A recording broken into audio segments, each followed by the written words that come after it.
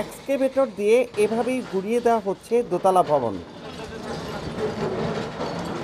মুন্সিগঞ্জ সদর উপজেলার পঞ্চসারের কালীখোলায় দীর্ঘদিন ধরে ধলেশ্বরী নদীর তীর দখল করে প্রভাবশালী একটি মহল ড্রেজিং ব্যবসা, ইট বালু সমিল সহ অবৈধভাবে নানা ব্যবসা চালিয়ে আসছিল।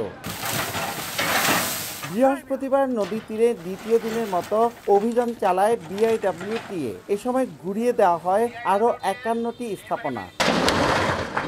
এদিকে দখলদারদের নানা অভিযোগ থাকলেও এই উচ্ছেদে খুশি সাধারণ মানুষ। নদীর তীর উচ্ছেদ করতেছে, আমরা খুশি। আমরা নদী বাঁচাইতে চাই, এইবার যখন ভাঙছে এইবারও ভাঙুক। হাইকোর্টের নির্দেশনা মোতাবেক নদীর তীর দখলমুক্ত করা হচ্ছে বলে জানায় বিআইডব্লিউটিএ। এখন জন্ম সনদ দিয়ে খোলো বিকাশ স্টুডেন্ট অ্যাকাউন্ট।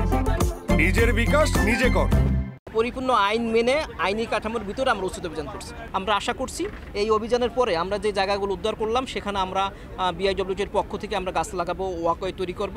3 কিলোমিটার এলাকা জুড়ে গড়ে ওঠা 103টি অবৈধ স্থাপনা চিহ্নিত করেছে বিআইডব্লিউটিএ। নাসির উদ্দিন উজ্জ্বল, সময় সংবাদ, মুন্সিগঞ্জ।